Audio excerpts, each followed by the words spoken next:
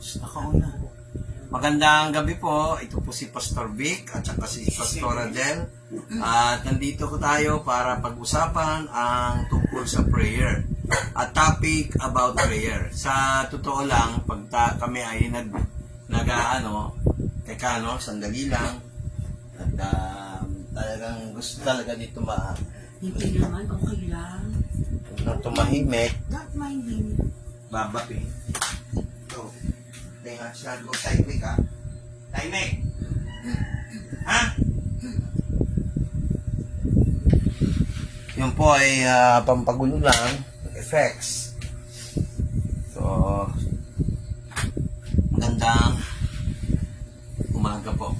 Ay, hapon. Umaga ng pagpapala. Kasi yung Hebrew calendar, kung tayo ay Hudyo, magsisimula ng alas 6 hanggang sa susunod na araw ang isang araw. 6 a.m. to 6 p.m. isang araw minsan. Depende kung saan ka sa Israel din. Meron din palang iba-ibang version. Kala ko ng isang Hebrew calendar. Pero hindi yan ang topic natin. Baka mamaya mag-react kayo. Ang topic natin mga kapatid ay tungkol sa prayer. Alam niyo minsan nagugulat ako, no? Ang prayer talaga ay talagang kailangan na kailangan. Unang minention yan sa Genesis chapter 4 verse 26, no? At makikita nyo, sabi dito sa Tagalog, si Seth ay nagkaroon ng anak na lalaki at tinawag itong Enos. Sa panahong iyon, ang mga tao ay nagsimulang tumawag sa pangalan ni Yahweh. Sa ibang version, it is translated Lord. Kasi nire-respeto nila yung pangalan ni Yahweh, hindi nila mabigkas. Yung Yahweh talaga, kung ating susuriing maigi, textual interpretation pa lang to, hindi pa yung pictorial na Hebrew language. Yung textual, kasi tatlong klase yun pictogram, hieroglyphics, at saka yung textual, no? Textual, okay? Ngayon, bago tayo magsimula, siyempre, wala tayong power ng Lord kung hindi natin siya tawagin ng kanyang presence. Ama na nasa langit, lumalapit kami ngayon at manguna ka sa aming Bible Study Prayer Meeting. Pagpalain mo lahat ng nakikinig ng video ito mula umpisa hanggang huli. Kung ano man ang kanilang prayer request, i-grant mo by faith. At ngayon, Lord, ang pag-uusapan namin, how to have, ano ba talaga ang prayer? Kasi basics of prayer, Panginoon. Pangunahan mo kami ng iyong banal na espiritu, alalahanin mo ang iyong habag, alalahanin mo yung ginawa ni Jesus Christ sa cross ng Calvary, ang kanyang dugo, sa kanyang tagiliran ay lumabas ay tubig at dugo. Dugo sa kanyang korona, nung nilagay siya ng tinik, sa kanyang mga paa at sa kanyang mga kamay, pangunahan mo kami, Panginoon. The power of prayer, the power of communicating to you, Lord. Ikaw ang magdadala sa amin sa presensya mo. Father God, bagamat ikay nasa langit, ang presence mo ay everywhere. Kahit saan kami magpunta, nandiyan ka, Lord. At alam ko, Lord, pagpapalain mo lahat ng sumusubaybay sa amin. Kung wala man, ang lahat na makakapanood ng video na to ay pagpapalain. Dahil ikaw ang nagsabi. Ang pinapangaral namin, Lord, ayon sa iyong kautusan, ay susundin namin. Ikaw, Jesucristo, ang aming pinapangaral. Kasi kami muna ang pinangaralan mo bago ang iba. Sa pangalan ni Jesus. Lahat ng hadlang, panggugulo, lahat ng uri ng demonyo, espiritu, nire-review ko sa ngalan ni Jesus. Amen. Magandang gabi po. Good evening. Actually, hindi pa gabi, may araw pa, good afternoon pa rin. Diba? So, ating awitin, bigyan natin ng papuri ang Diyos dito sa ating aawitin na alam din ninyo. Magbibidyo kami.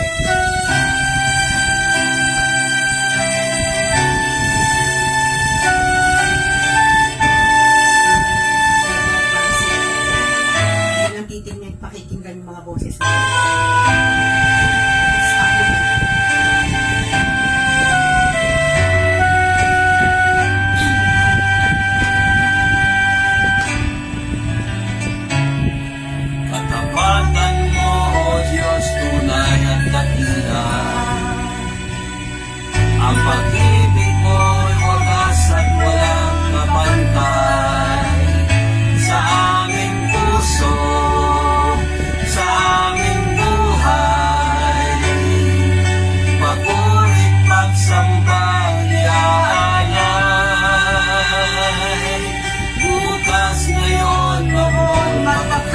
kailanman luwalhatiin ka.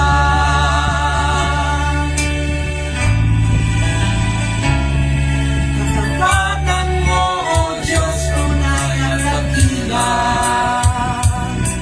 Ang pag-ibig mo'y wagas at walang kabantay. Sa aming puso, sa aming buhay, papuri at sambay niaalay. Bukas ngayon, noon, mapakailanman, luwalhatiin ka.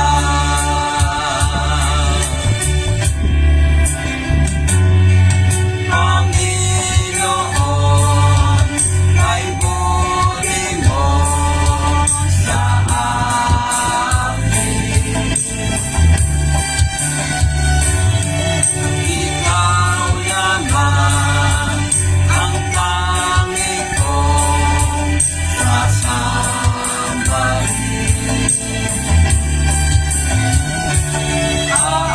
Aawitan kita at pupurihin, Panginoon, kay buti mo sa akin. Panginoon, kay buti mo sa akin. Ikaw lamang ang tangi kong sasambahin.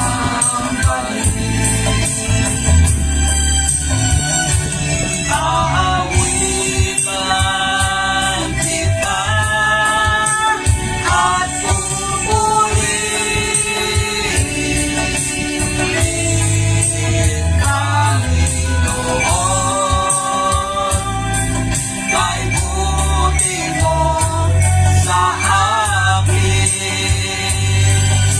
Ang kiling nyo. Aawitan kita at pupurihin, Panginoon, kay buti mo sa amin.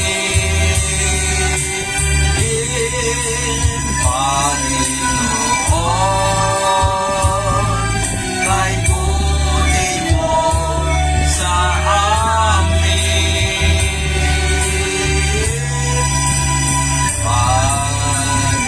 Panginoon, kay buti mo sa amin.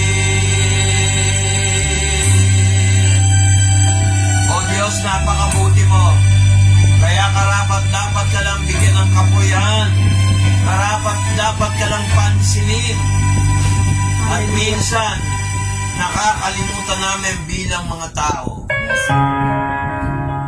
to praise your holy name, your greatness, the goodness, what you have done. How great are you, Lord God and Father God. How great is your name. Let your name be praised and be glorified. The splendor of the King, clothed in majesty. Let all the earth rejoice. Let all the earth rejoice. He wraps himself in light. The darkness tries to hide and trembles at his voice, and trembles at his voice. How great is our God? Sing with me, how great is our God, and all will see how great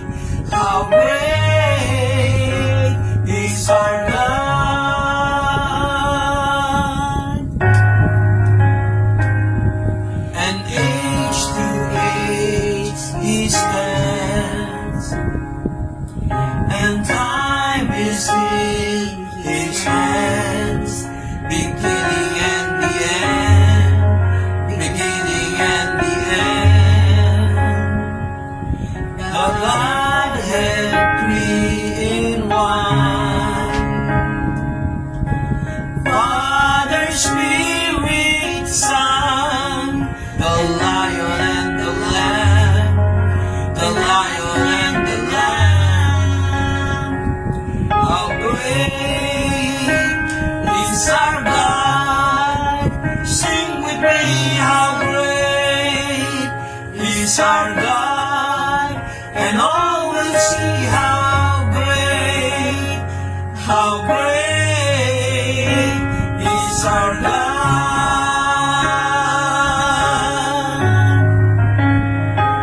How great is our God?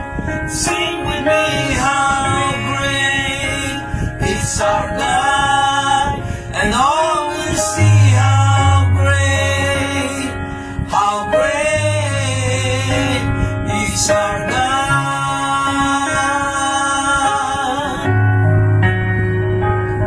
You're the name above all names. You are worthy of our praise. And my heart will sing, how great is our God.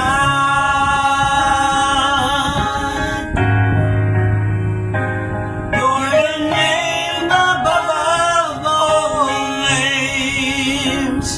You are worthy of our praise.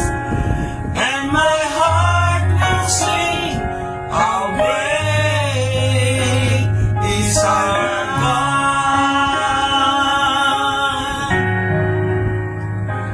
How great is our God? Sing with me, how great is our God? And all will sing, how great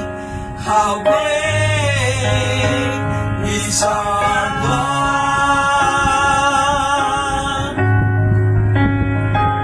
How great is our God? Sing with me, how great is our God? And all will see how great is our God.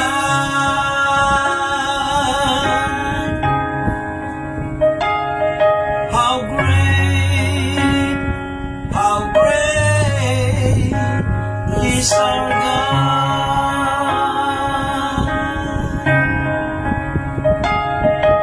The whole world sing, how great is our God.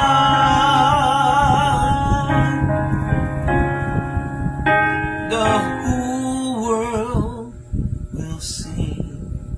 Yes, magandang hapon po sa inyo.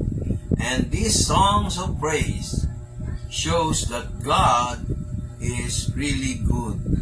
So mga kapatid, friends who are watching our show, Yes, good evening. this is not for showmanship, but actually to follow the mandate of the Lord, to speak what He wants us to learn. Any command, any way in which we can reach the good news of God. We are not preaching religion. We are preaching the Lord Jesus Christ. Alam niyo mga kaibigan, kaya tayo minsan mapapansin mga papa-English ako. Kasi meron kanina nakikinig mga nasa abroad. So at least maabot ko sila. Maabot sila ng Panginoon. So, kagaya ng sinabi ko, prayer was mentioned in Genesis chapter 4, verse 26. Ang sabi sa Tagalog, si Seth ay nagkaroon ng anak na lalaki na tinawag niyang Enos. Sa panahon na yon, ang mga tao ay nagsimulang tumawag sa pangalan ni Yahweh. Mga pala, no, nice to know. Ibig sabihin ng nice to know, magandang malaman kasi kahit hindi natin topic, minsan kasi kung anong kalooban ng Lord, dumarating on the spot. Alam nyo ba na yung Yahweh o yung Jehovah, diyan hinango ang pangalan ni Jesus Christ. Jesus meaning Jehovah saves. Si Yahweh ay nagliligtas. No? Ang Yahweh, kung talagang tutusin para ma-pronounce, bigyan natin ng galang, yung Yahweh, kung sa ating alphabet, letter Y, alisin mo yung vowel, yung A, E, I, O, U. Hindi mo mabibigkas yan, parang hangin. Ganon. Y, W, H. Ngayon, nilagyan ng mga scholars ng A at saka E para mabigkas. Otherwise, napaka-sacred ng pangalan, hindi natin basta pwedeng bigkasin yan ng basta-basta lang. Ang kapangyarihan ni Yahweh o ng tinatawag nating Ama ni Jesus Christ ay talagang sagrado. Alam niyo mga kapatid, minsan natatawa lang ako, may mga iba kala nila religion ng pinipreach ko, hindi. No? So, kung titingnan natin sa King James Version, ito po ang pagkabigkas. And to Seth, to him also was born a son, and he called his name Enos. Then, pansinin niyo yung salitang then. Observe the word then. Then began men to call upon the name of the Lord.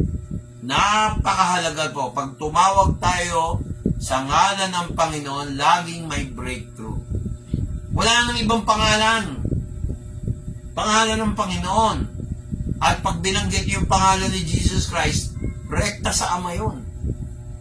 No? Wala naman tayong pinag-uusapang religion dito. Ang pinag-uusapan natin dito, yung tinuturo ng Biblia. Even if you use the King James Version or the Douay-Rheims Version of the Catholic Church, it's the same. It's how you read it like comic books. So, it's very, very, very, very critical if we don't watch our words. So, nakita nyo, no? At nagkaroon daw ng panahon ng tao tumawag sa Diyos. Kasi kung talagang babasahin natin ang Genesis chapter 4, verse 26, nagkaroon ng asawa si Lamech. Isa rin tawag dito, descendant ni Enoch, no, sa Old Testament. Descendant din ni Cain. Makikita natin yon sa verse 17. Di ba napatay niya si Abel? Kung naalala nyo, pinatay ni Cain si Abel. Natakot si Cain sa Panginoon. Kinausap pa rin siya ng Panginoon kahit mamamatay tao siya. Kaya sabi ng Lord, walang papatay sa'yo. Natakot talaga siya eh. Talagang niyang mali siya. Nagsalita pa nga siya, nagkaila pa eh. Ako ba'y taga-tago, taga-alaga ng aking kapatid na si Abel? Hindi mo, pilosopo pa siya sa Diyos to. Pero nung nalaman niya ang Panginoon ay seryoso, talagang nangatal siya. Kaya nagkaroon ng asawa yan eh. No? Magugulat ka sa lahi ni Jesus Christ, magugulat kayo. Mamamatay tao si Cain, pero ginamit pa rin ng Panginoon. May purpose pa rin. Yung lineage ni Cain at yung lineage ni Seth, ginamit pa rin ng Diyos. Kasi kailangan mapuno yung creation. Pero malayo na yung topic na yun. Hindi na tayo masyadong dyan. No? Balik tayo sa ating paksa. Kahit saan kayo magpunta, talagang kailangan ng tao ang panalangin. Kahit yung mga atheists na nagde-deny at their deathbed, hinahanap nila ang totoong Diyos. Hindi sila sigurado. Maraming atheists kilala ko pero mabubait. Pero minsan, being good does not guarantee your salvation. Alam mo, talagang kailangan natin mag-pray.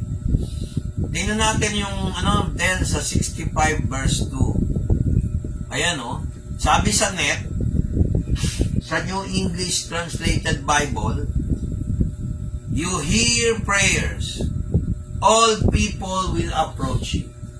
Tingnan nyo ha.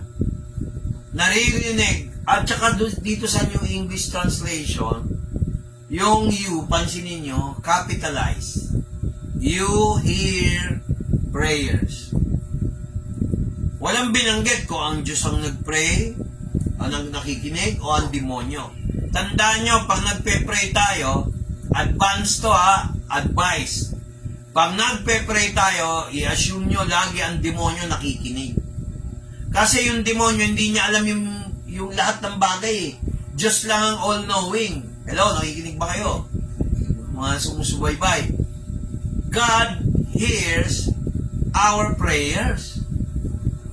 Mga kapatid, tingnan mo nangyayari oh. You hear prayers. Alam nyo ba kahit yung mga namatay, naririnig yung mga prayers natin, wala lang silang magawa. Yung mga nasa impyerno, meron tayong sitas dyan, pero another topic yun, huwag na muna natin pasukin yun. Kaya, kung i-compare natin sa ibang translation, sabi dito sa malalim na salin ng Tagalog, sa Salmo 65 verse 2, ang sabi, ikaw ay duminig ng panalangin. Sa iyo pupunta lahat ng laman. Nakakatuwa kahapon. Ito rin yung verse na pinag-aralan natin sa prayer breakthrough, di ba? Nakakatuwa lang kasi yung paliwanag nila, kahit nasabi mong kababasa lang nila, tinatanggap nila with the power of the Holy Spirit. Kasi kung walang power of the Holy Spirit, hindi natin maintindihan yan.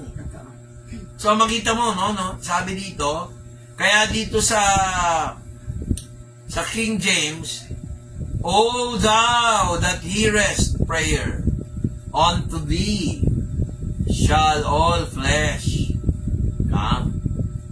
Importante yun eh. No? Lahat pala ng tao kailangan mag-pray. So ang hirap ng tao pag walang prayer sa buhay. Ano, magpe-pray lang tayo pag wala tayong kailangan. Yun lang, magising tayo ng umaga o gabi, bonus na yun. Ang mahirap, hindi ka na gumising. Pag gising mo, may apoy, madilim. Uy! Ang hirap nun madilim, tapos may apoy. Paano nangyari yun? Nako, kahit science, pwede patunayan yan. Lagi ko inuulit yan sa preaching ko. Nakikita nyo ba yung kandila? Pag sininda mo, yung wick, yung parang tela, parang sinulid. Sisindihan mo. Di ba meron dilaw? May itim, yung usok. Dilaw. Susunod doon, yung blue. Ang pinakamainit na apoy doon, yung blue. Pero may mas mainit pa pala doon. Ano mo ba yun? Yun yung apoy na walang kulay. Ngayon, pag nakita mo yung kandila, akala mo yung apoy, hindi dumidikit dun sa may sinulid ng kandila o wick, W-I-C-K. Yung pala, ang pinakamainit na apoy, yung colorless light. Ano pala yun? Sa mga kapatid, yung apoy na yun, yung pinakamatinding apoy na yun, yun yung tinutukoy ni Jesus Christ, the Spirit, where it leads. Hawig na hawig doon. Bukod pa doon sa blue flame, bukod pa rin sa orange, red, violet, maraming kulay ng apoy. Pero yung walang kulay na apoy, yun ang nasa impyerno. Subukan nyo i-compare. Kumuha kayo ng papel o manipis na stick. Idikit nyo doon sa dilaw, sa blue, dikit nyo doon sa walang kulay. Mas mainit yun. Mas matutupo. Kaya mga kapatid, napaka-importante nung nagpe-pray tayo. Tingnan nyo yung Isaiah 56:7. Kung ano sinasabi ng ano. I will bring them to my holy mountain. I will make them happy in the temple where people pray to me. O, tingnan nyo simpleng English lang yan. Their burnt offerings and sacrifices will be accepted on my altar. For my temple will be known as a temple where all nations may pray. Prophetic yan. Pero applicable ngayon. Alam niyo kung bakit? Tingnan niyo, analyzein natin yung statement. I am reading the New English Translation. I will bring them unto my mountain. Tingnan nyo. I will make them happy in the temple. So, ito yung time nang sila Moses nagpunta ng Mount Horeb, Mount Sinai. Sila ay talagang dinala ng Lord. Sabi ng Lord, pag pumunta kayo sa Holy Mountain ko, magiging masaya kayo. Magdasal sa akin, makipag-usap sa akin. Magdadala kayo ng burnt offerings and sacrifices in my altar. For my temple will be known as the temple where all nations may pray. Hindi ba ang ganda? You will be happy. Dapat pag nandun tayo tuwing linggo pa lang, hindi pa to yung future na sinasabi, no? Dapat masaya tayo, we will be happy. Hindi yung nagmamadali, anong oras na, sobra naman ang preaching ni pastor, sobra naman, hindi maganda yun. Paano kung nagpe-pray ka pa siguro, nagmamadali ka? Pakinggan natin ang Tagalog. Mami, pakibasa yung Tagalog. Ito, yung updated version. Okay. Dadalhin ko ang mga ito sa aking banal na bundok at gagawin ko silang maligaya sa aking bahay dalanginan. Ang kanilang mga handog na susunugin at kanilang mga alay ay tatanggapin sa aking altar. Dahil ang aking tahanan ay tatawagin na bahay, dalanginan para sa lahat ng mga bansa. Nakita nyo. Lahat ng offering dadalhin doon. Dadalhin ko nga ang mga ito sa banal na bundok. Hindi ibig sabihin yung bundok mismo ang banal. Marami overacting yung iba eh. Ang banal, pag sinabing banal, binukod. Binukod na bundok. Hindi lahat ng bundok, hindi ina-assign ni Lord. Maging sensitive po tayo sa tinig ng Diyos. Tignan mo sinabi niya, dadalhin ko ang mga ito sa aking banal na bundok.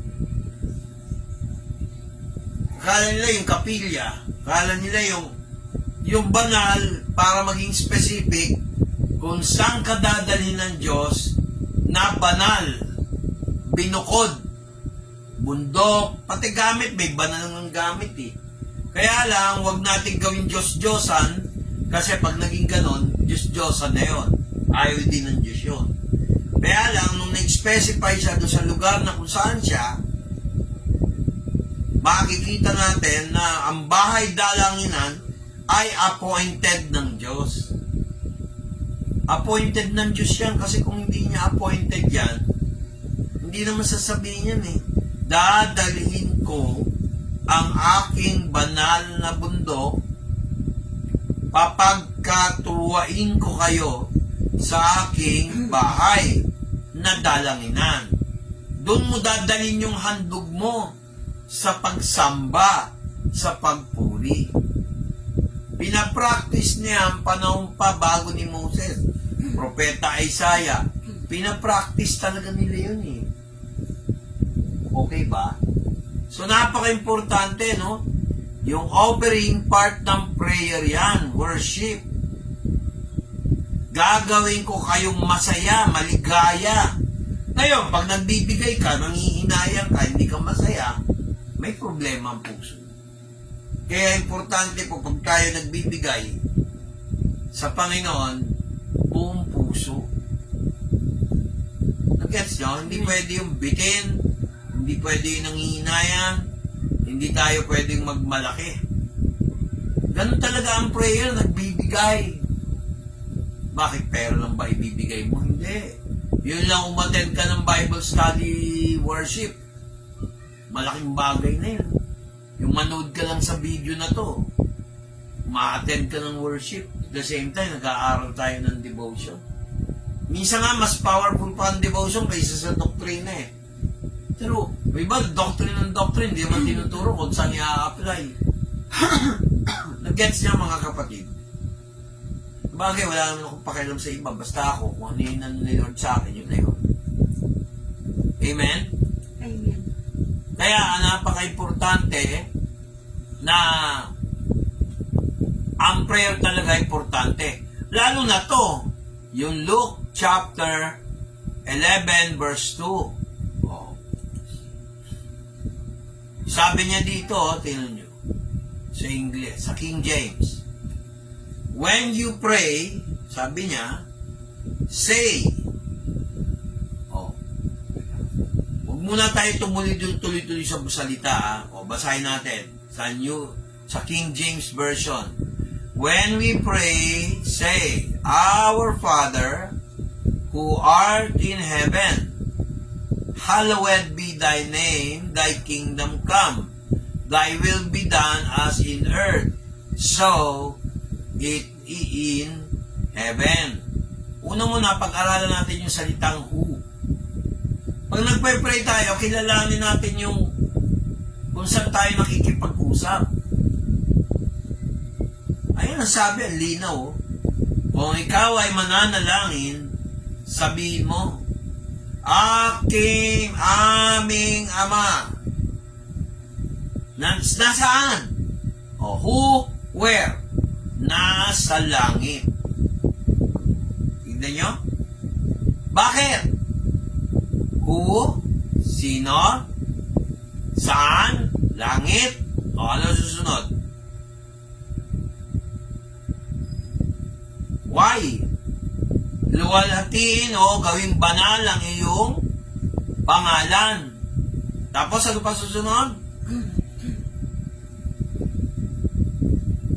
Future. Ang iyong kaharian ay darating. O, sabi, thy will be done as in earth, so is in heaven. O, tingnan niyo yung pagkatagalog nito. Sinabi ni Jesus sa kanya, kung kayo'y mananalangin, sabihin nyo, Ama, sambahin ang iyong pangalan, ang kaharian mo ay dumating. O, ang kaharian mo ay, sa ibang version, ay dadating. O kaya, mas maganda yung itong version na ito pakinggan nyo. At sinabi ni Jesus sa kanila, pagkat kayo'y magsisipanalangin, inyong sabihin, Ama, sambahin nawa ang pangalan mo. Tingnan nyo ang pagkatagal nito, dumating nawa ang kaharian mo, pangkasalukuyan, future. Kaya importante, pag nagpe-pray tayo, lagi natin iniisip yung pagdating ni Kristo, Jesus. The coming of the kingdom of God. Maraming pangaral si Kristo tungkol sa kaharian ng Diyos. Sabi nga niya, hindi yan nakikita, hindi yan napapansin, pero ang kaharian ng Diyos ay nasa puso ng tao. Luke 17:8. The kingdom of God does not come by observation.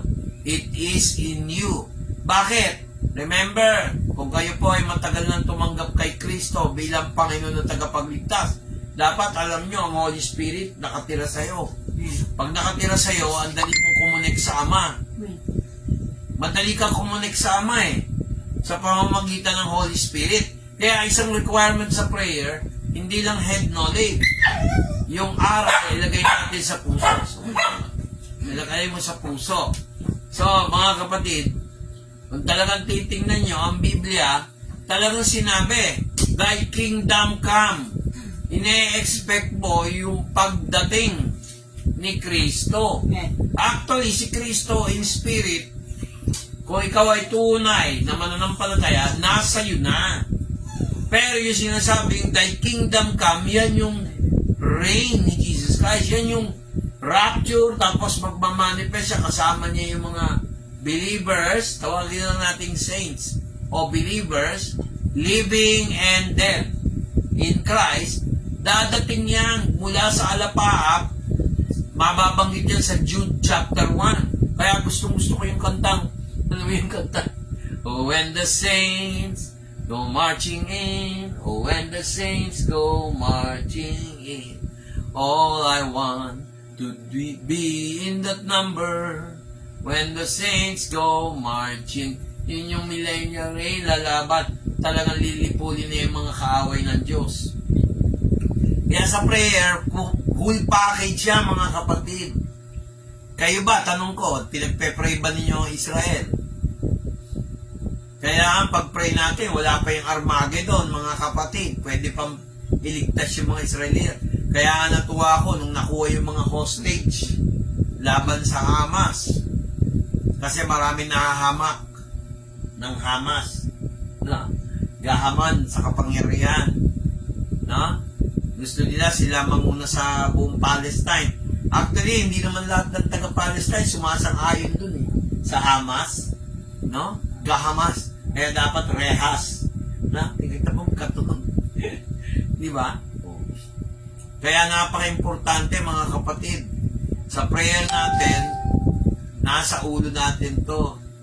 Sabi niya dito, nawa ang kaharian mo. Tuwing nagpe-pray tayo, nahihipo natin, nadadama natin ang kaharian ng Diyos.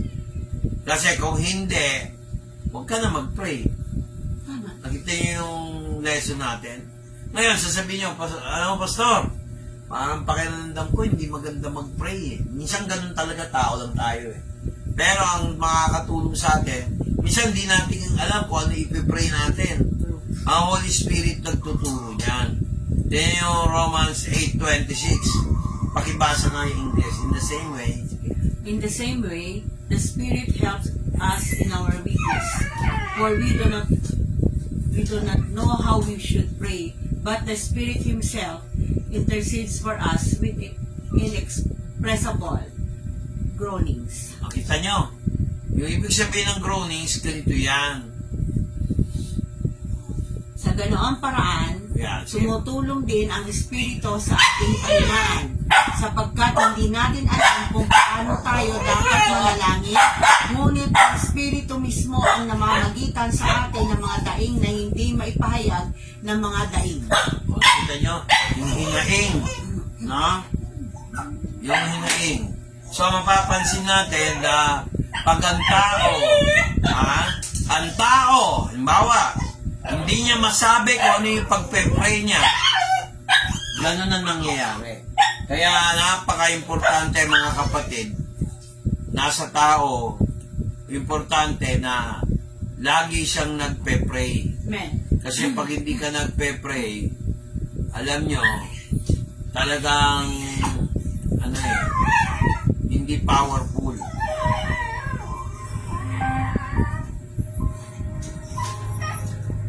Mahalaga yung hinahayaan natin ang Holy Spirit kumilos. Hinahayaan natin. Kaya ang Holy Spirit, pag tayo nagpe-pray, halimbawa, hindi natin alam yung pagpe-pray na, nire-reveal niya. Amen. Na? Hindi pwedeng hindi natin asahan. Sabi niya dito sa malalim na salin, sa ganoong paraan tumutulong din ang Espiritu sa ating kahinaan. The Spirit is willing but the flesh is weak. Ngayon, mahina ang ating laman, sino magpapalakas sa atin? Ang Holy Spirit. Remember na ang Holy Spirit ang siyang nagbibigay ng kapangyarihan para malaman natin kung ano yung pagpe-pray natin. Kung magre-rely tayo sa sarili nating effort, although may part naman tayo, lalo na yung mga naglilingkod sa Diyos, maging sensitive tayo sa Holy Spirit. Amen. Huwag sa sariling kakayahan, abilidad. The just shall live by faith, not by sight.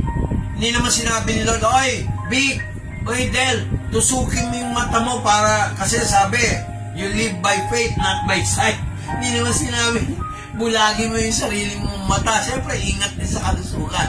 Good evening, Pastora Janet. Oo, yung kaibigan natin, matagal na Good lang. evening po. Discipline yan eh, kaya good evening. Oo nga, lumitaw. So mga kapatid, pansinin natin, no?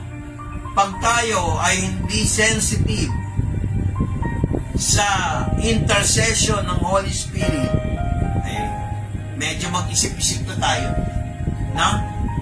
The Father is in heaven, pero ang presence ng Lord nasa Holy Spirit.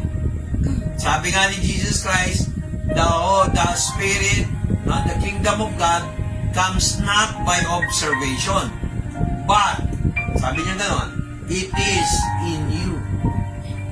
Kaya mga kapatid, napaka-importante na maging sensitive tayo sa Romans chapter 8 verse 22. Sabi niya dito, ni Pablo, sapagkat hindi natin alam kung paano tayo dapat manalangin.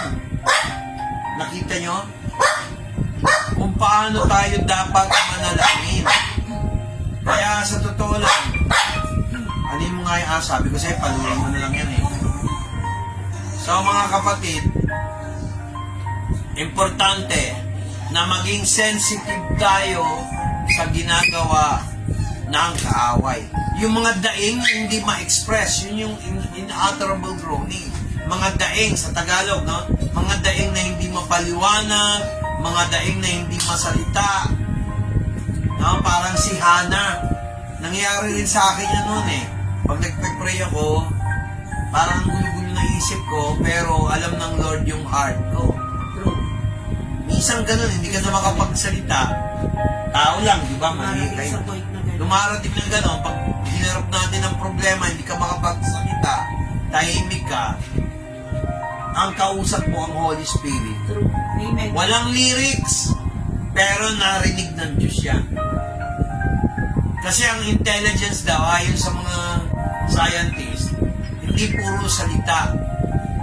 Meron tayong tinatawag na emotional conscience, intellectual conscience, IQ, emotional conscience. Ibig sabihin, merong salita na hindi mabigkas, pero nararamdaman. Yun yung sinasabi. Kaya si Apostle Paul, bukod sa abogado, marunong din ng psychology. Ayun, no?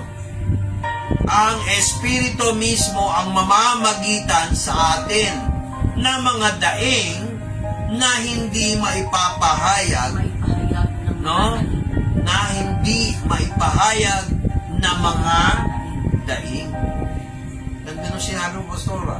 O ngayon, importante yan. Kaya ang Holy Spirit, kanina, napag-aralan natin, unang binanggit ang prayer sa Genesis chapter 4 verse 26. Pangalawa, kailangan natin mag-pray. Kaya mas maganda mag-pray tayo araw-araw. Huwag yun tuwing may kailangan na tayo, no? Minsan meron tayong mga Kristiyano, may ugali. Ay, alam na ni Lord yan. Alam na nga niya, pero gusto niyang marinig. Galing sa'yo. Tingnan nyo, nahadlangan ako. Wala naman akong ubo. Tuwing mga ngaral, pansin nyo.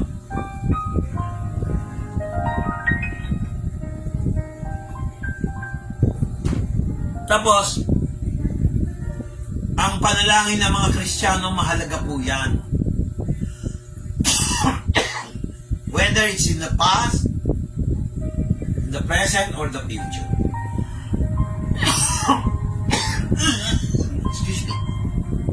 Excuse me po. Tingnan niyo ang pahayag, chapter 5, verse 8. Revelations, chapter 5, verse 8. Pakibasa, ma'am. And when he had taken the scroll, the 4 living creatures and the 24 elders threw themselves to the ground before the Lamb. Each of them had a harp and golden bowls full of incense, which are the prayers of the saints. Nakita nyo? English pa lang yan. Ang mga saints na sinasabi dito, para doon sa mga first time na sumusubaybay dito, ay ang saints po, yan po yung mga taong binukod ng Diyos. Mga niligtas. Mga taong tumanggap kay Jesus Christ bilang Panginoon at tagapagligtas, o minsan kung tawagin natin saints. Akala ng iba, pag sinabing saints, yung nakaugalian, hindi ko ganun. So, importante. Tingnan nyo yung Tagalog. Pakibasa. Okay. Nang nakuha niya ang balunbon, ang 4 na buhay na nilalang at ang 24 na nakatatanda ay inihiga ang kanilang mga sarili sa lupa sa harap ng kordero. Ang bawat isa sa kanila ay may isang alpa at isang gintong mangkok na puno ng insenso, kung saan ang mga panalangin ng mga mananampalataya. So, nakita nyo, no? Insenso. Nakakita na ba kayo ng insenso ng inject? Yung pag sininda mo, mapuno. Yun yung insenso. Ang panalangin pala natin, parang perfume. Oo.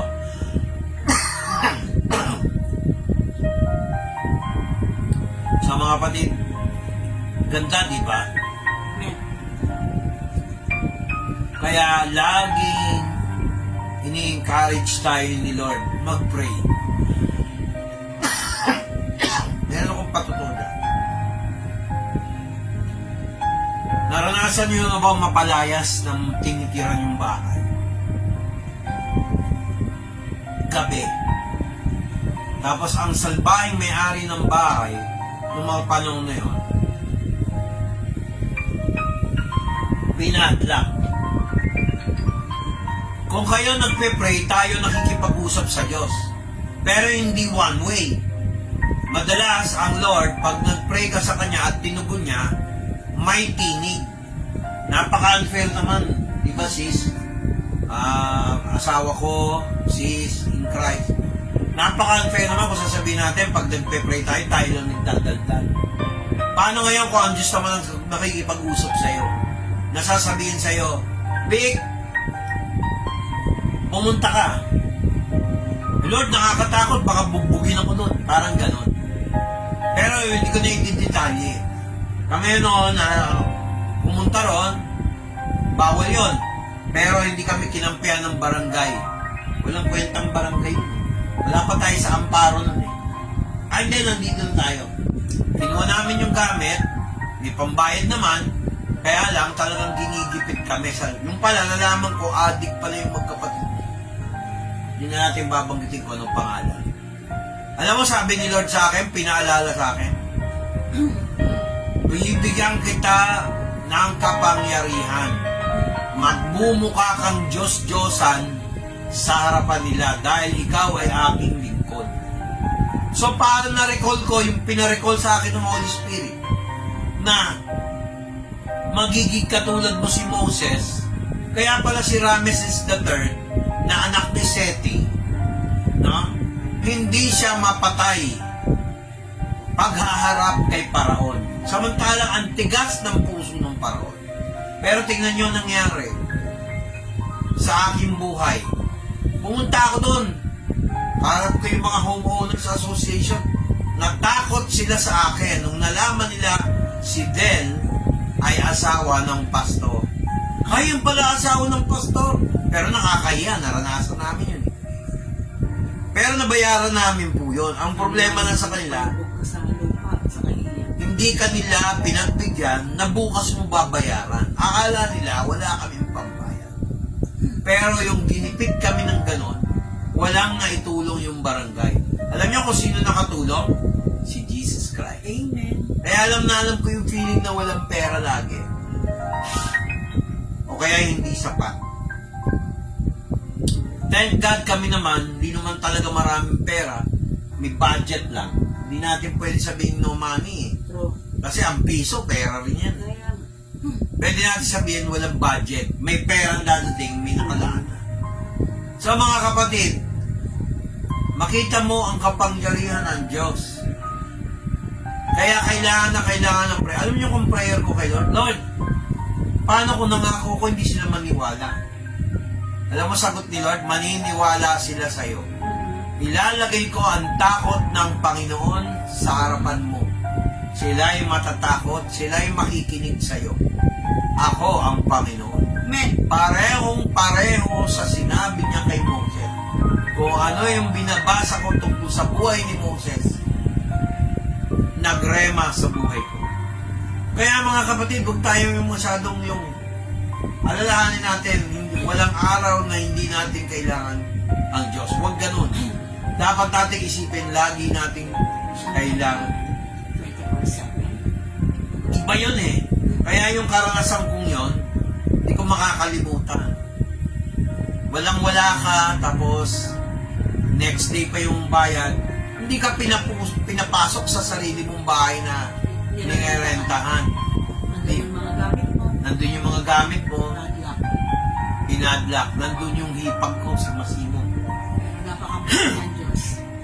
After isang dekada, Ang laki ng pinagkaiba. grabe. Simula nung sumunod kami sa panawagan ng Diyos, lalo-lalo na ako, simula nung sumunod ako, di magpastor, maglingkod sa Kanya, bulusok lahat ng problema na ayos. By 2025, lilipat na po kami sa aming sariling tahanan. Kasi kaya niya sinasabi yun, hindi para magyabang. Hindi namin in-expect na susupersahin kami ng anak ko. Mahirap ko lang sariling bahay. Pasalamatan ng Diyos Pero muna sabihin ko anong baka lugar. sa matinding pagsubok na dinaanan. Kaya yung mga panahon na yon, talagang napakahirap po yung masaraan ka ng gate. Hindi ka, nagbabayad ka naman, hindi makapaghintay, pinadlock. Pumunta kami sa barangay, hindi kami tinulungan. Pinakita lang ni Lord na siya ang maaasahan. Nalalagay ko ang takot ng Panginoon sa kanila. Kaya wala sa aking yung nagmura, nagalit. Tapos sabi, ang wisdom binigay ni Lord sa akin. Pumirma ho lahat dito na pinagkautangan namin. Yun yung time na nabayaran natin lahat ng utang natin doon. Kaya praise God. Kaya huwag tayong magyabang. Huwag tayong magmalaki sa Diyos. We really need God's mercy. Kasi pag wala yung mercy ng Lord, wala naman tayong magagawa eh. Amen? Amen. Kaya ang panalangin, pabango ng Diyos yan. Alam niyo ba yon?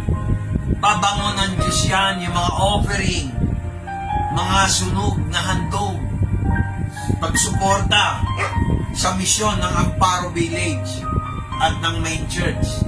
Malaking bagay yan. So, mga kapatid, napaka-importante. Bibigyan ko kayo ng isa pang last na to sa buhay ni Gideon. Kasi sa buhay ni Gideon, mga kapatid, makikita nyo sa Hukom, aklat ng Hukom o Book of Judges, chapter 6 verse 39. Ito ang sabi niya, naalala ko, 6:39. Babasahin ko, no? Gideon said to God, "Please do not get angry at me when I ask for just one more sign. Please allow me one more test with the fleece. This time, make only the fleece dry, while the ground around it covered with dew." Judges 6:40. That night God did as He asked. Only the fleece was dry, and the ground it was covered with dew. And God answered Manoah's prayer. God's angelic messenger visited the woman again while she was sitting in the field. But her husband, Manoah, was not with her. Kaya lang medyo nasingit ko itong 39, totoo to eh. Pero mas bibigyan ko ng kwento, ikwento ko na lang para hindi po kayo mahirapan. Si Gideon po ay hindi po sikat na angkan ng Israel.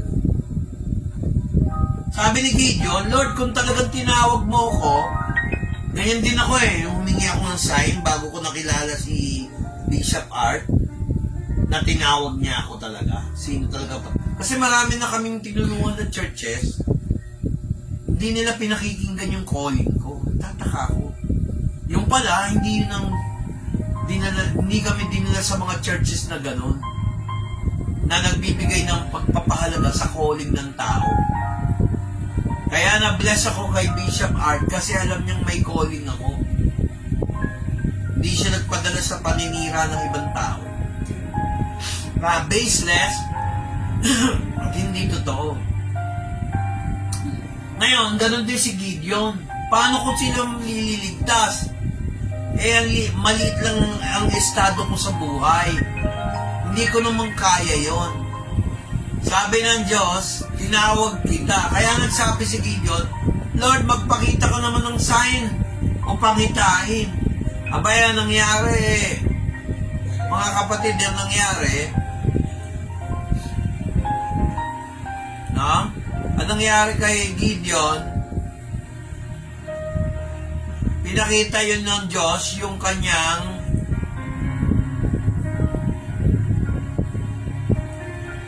sign. Sabi sabi ni Gideon sa Diyos, huwag kang magalit sa akin, magsasalita ako ng isang beses. Pakiusap, pahintulutan mo ko ng isang pangsubok gamit ang balahibo ng tupa. Sa pagkakataon na ito, gawin mong tuyo ang balahibo ng tupa at hayaang mayroong hamog ng lupa sa palibot nito. So, humingi siya ng sign, Lord, kung yung garapata ay tuyo at yung bukid basa, pakitaan mo ko ng sign. Sumunod na araw, nung gabing yon, umaga, nakita niya natuyo yung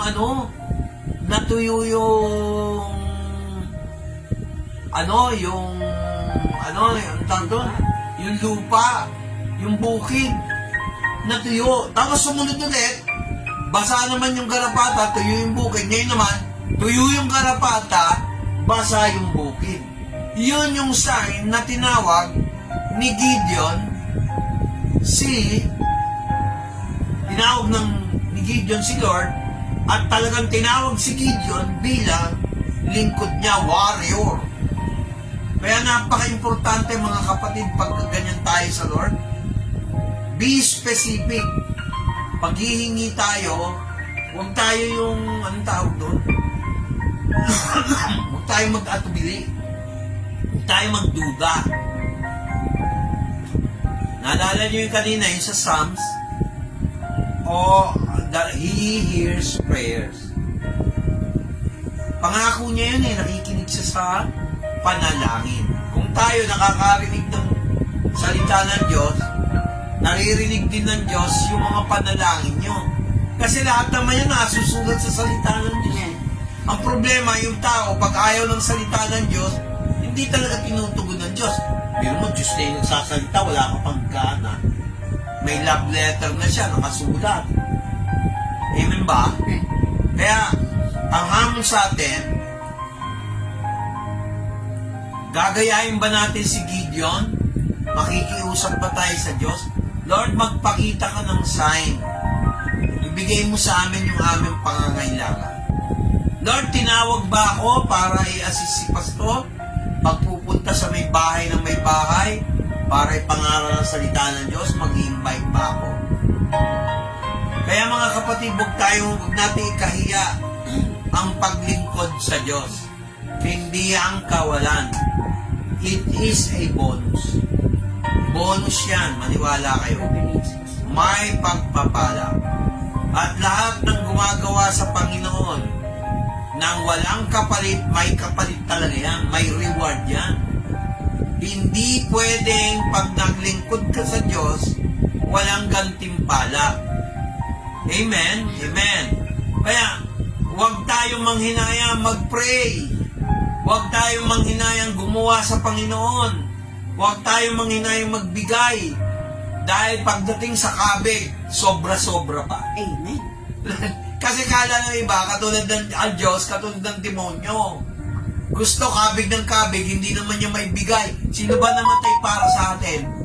Si Lord naman ang namatay para sa atin, hindi naman ang demonyo Tapos, pagka gusto natin inaalok tayo sa fellowship, ayaw natin. Yung mga tao ayaw ng fellowship, hindi totoong Kristiyano yan, tandaan yung sinabi ko. Kasi hindi naman sapat yung you must be born again ka na kagad pag tinanggap mo si Kristo. Baka naman Hindi sa tinanggap mo si Kristo, hindi sa puso, sa nguso. Maraming ganun eh. Tinanggap si Kristo sa nguso, hindi sa puso. O, subukan mo, magpunta rito, manalangin. Minsan busy, lagi nagtatrabaho. Pero magtataka kayo, hindi kontento. Kahit ang dami na nilang bagong gamit, ang dami na nilang bagong kagamitan, may bahay at lupa, pero walang kasiyahan. Iba talaga yung nasa Diyos ka eh. May coach kang bago, walang masama ron. May bago kang bahay, walang masama ron. Pero yung para naman ng bagong buhay, para kay Kristo, masaya ka ba? Magiging masaya lang ang isang tao kahit may problema pag na kay Kristo ka. Importante po yun. Yung panalangin ito. Gayahin niyo po ako, manalangin tayo. Kailangan tanggapin natin si Kristo. Sabi po dito sa Romans chapter 3, pakinggan niyo po ito, napakaganda po. Verse 23. Sabi po, tingnan niyo sabi, wala raw matuwid kahit isa. Lahat daw ay nagkasala at hindi naabot ang kalawalhatian ng Diyos. Dahil makasalanan tayo, paano tayo ay makakapunta sa Diyos? Banal ang Diyos. Minsan nga may nagbiro pa, Pastor, ayoko sumama sa inyo. Baka lumagpas ako ng langit. O? Baka hindi ka pa makatungtong ng langit, sa lupa pa lang. Palya na. Bakit? Kasi nga sabi ni Pablo, hindi naman ako nagsabi niyan eh. Ang lahat ay nagkasala at hindi naabot ang kaluwalhatian ng Diyos. For all have sinned and fall short of the glory of God. Medyo King James ko, please, not King. For all have sinned and come short of the glory of God. Kaya kailangan natin si Kristo. Kaya sabi niya rito sa 6:23, no? 6:20, para ako nasa call center, nag-click ako ng Bible verse. O, tingnan nyo. Ang kabayaran ng kasalanan ay kamatayan. Ngunit ang alay ng Diyos ay buhay na walang hanggan sa pamamagitan ni Kristo Jesus. Amen. Ako. Amen. For the wages of sin is death, but the gift of God is eternal life. Kailangan alam natin yun, ang kabayaran ay kamatayan. Kaya sabi ng Diyos, sabi ni Kristo, sa John chapter 3, you must be born again. Chapter 3, verse 3. O, tingnan nyo yung sinasabi niya. Kahit i-check nyo po yung dual versions ng Biblia nyo. O, sumagot si Jesus at sinabi sa kanila, totoo, totoo, sinasabi ko sa inyo, maliban ng isang tao ipanganak muli, hindi niya makikita ang kaharian ng Diyos. Amen. O, Amen. basic na basic, pero yan ang talagang paraan para maligtas tayo. Ano ibig sabihin ng born again? Oh, baby ka. Namatay. Dahil bago ka namatay, tinanggap mo si Kristo, meron kang pangalawang buhay. Kaya yung 1, 2, you must be born again. Ang laman mamamatay, pero ang espiritu ng tao at ang espiritu ng banal na espiritu na ilalagay dito, bubuhayin yung patay mong espiritu. Mapapalitan yung katawan ng resurrected body. Ayan o. Kaya si Kristo namatay para sa atin. Importante, alam natin yun. Pinaliwanag nga ni Jesus, ano ba yun? Pastor, saan mo ba nakuha yung aral na yan? O ayan, verse 6, hindi ko naman aral yan, aral ng Diyos yan. Ang sabi niya, ang pinanganak sa laman ay laman, ang pinanganak sa espiritu ay espiritu. That which is born of the flesh is flesh. That which is born of the spirit is spirit. Huwag kayong magulat. Verse 7, kung sinasabi ko sa inyo, you must be born again. Ang problema, ang dami nagsasabi born again, ginawang sekta. Yes. Ang pagiging born again ay hindi gano'n. Ang linaw-linaw, oh. Ano, pinanganak sa espiritu ay espiritu. Yung patay na espiritu sa kasalanan, binuhay ng Diyos. Kaya you must be born again. Binagsabi si Kristo daw, born again. Tama. Namatay siya, di ba? O, hindi namatay yung kanyang kaluluwa dahil wala siyang kasalanan. O, nabuhay nguli. O, di parang dalawa na yung buhay niya. Pero hindi ko sinasabing born again siya. Nagets niyo. Kung ano ginawa ni Kristo dahil sa laman, gagawin din sa atin. Mamatay tayo, mabubuhay tayong muli. Hello, nakikinig ba kayo? Napakaganda ng si Jesus Christ ay tanggapin na. Ngayon, paano natin tatanggapin si Kristo? Ganito lang yan, gayahin niyo ako. Ama sa langit, salamat at binigyan mo ko ng karapatan. Tawagin kang Ama. At binigyan mo ko ng karapatan maging anak ng Diyos. Isa sa mga anak ng Diyos. Isang spiritong patay sa kasalanan ay nabuhay muli. Salamat po at ako ay humihingi ng tawad sa lahat ng aking mga kasalanan. Naniniwala ako at tinatanggap ko na si Kristo ay namatay sa cross ng Calvary at pag-usang kanyang dugo, binayaran ng aking kasalanan at buhay muli para bigyan ako ng bagong espiritu at bagong buhay. Kaya ngayon, O Diyos, meron na akong bagong Panginoon at tagapagligtas, si Kristo Jesus. At paggawa niya, patawarin ang aking kasalanan ng Ama dahil kay Jesus. Dahil binigyan mo ako ng bagong espiritu, bagong kaluluwa, bagong buhay. At sabi mo, ano sino man papasok, bubuksan ang kanyang pintuan ng kanyang puso. Ikaw ay papasok, Jesus, at mananaraan. Lord, salamat sa kaligtasan. Amen. Amen. Kung tinanggap niyo si Kristo bilang Panginoon at tagapagligtas, pero kailangan magpatuloy kayo. Kasi kung hindi ka nagpatuloy, puro ka talaga, kalokohan din. Tanggap na natanggap. Tanggap. Pwede. Wala siyang baka sa isang church na tinuturuan ang turuan ng Kristo.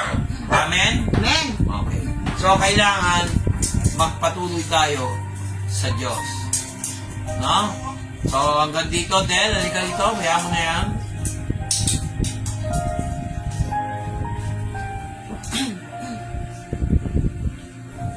O Diyos na makapangyarihan sa lahat, salamat po Yes, Father God.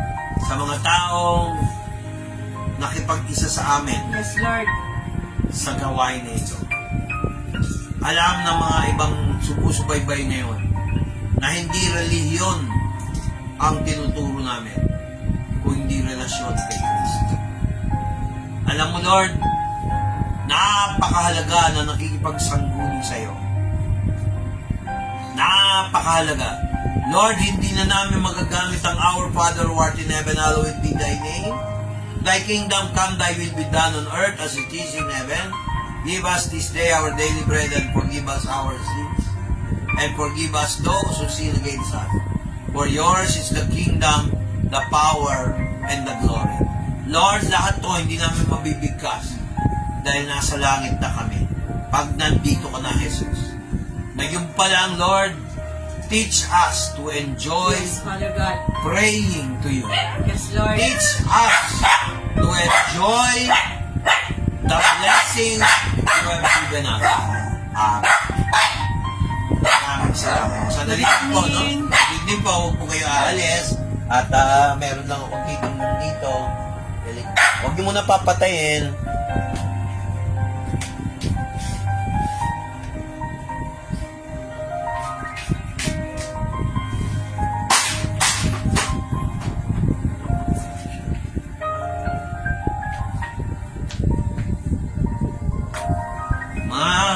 Baka meron ko yung tanong, pwede kayong mag-text 0920-625-7457. Pwede rin po kayong mag-email sa victor.emmanuel.soto@gmail.com.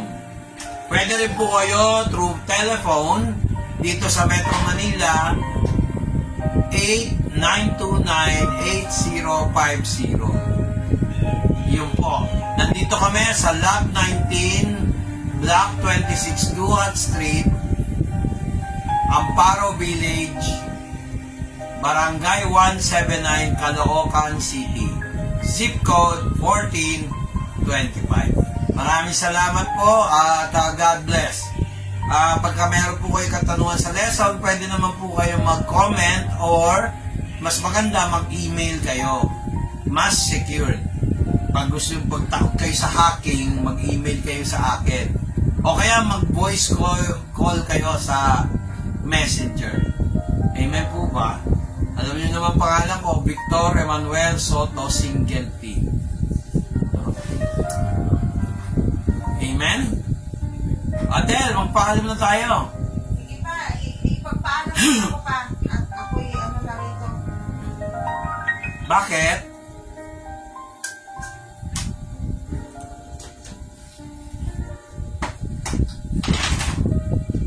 Awitin natin. Come, O Holy Spirit.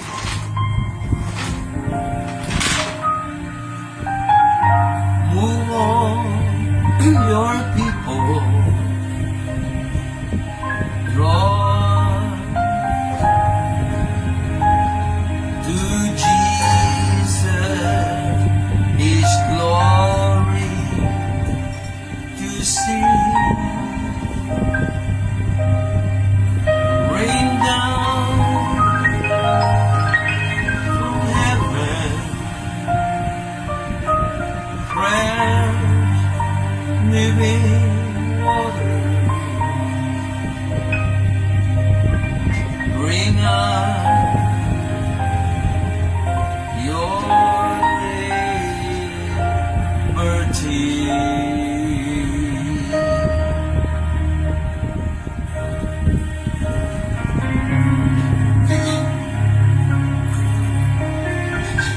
Come, Holy Spirit, move in your people. From us to Jesus, His glory to see. Rain down from heaven, fresh living water. Bring us your liberty.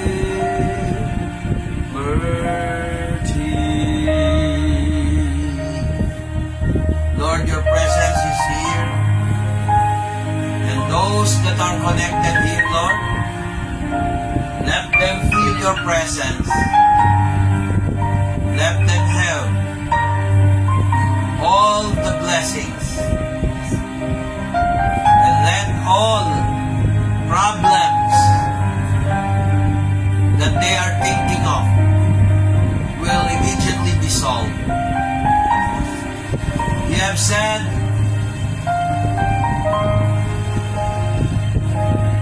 that anyone who calls upon the name of the Lord shall be saved. Yes, Lord.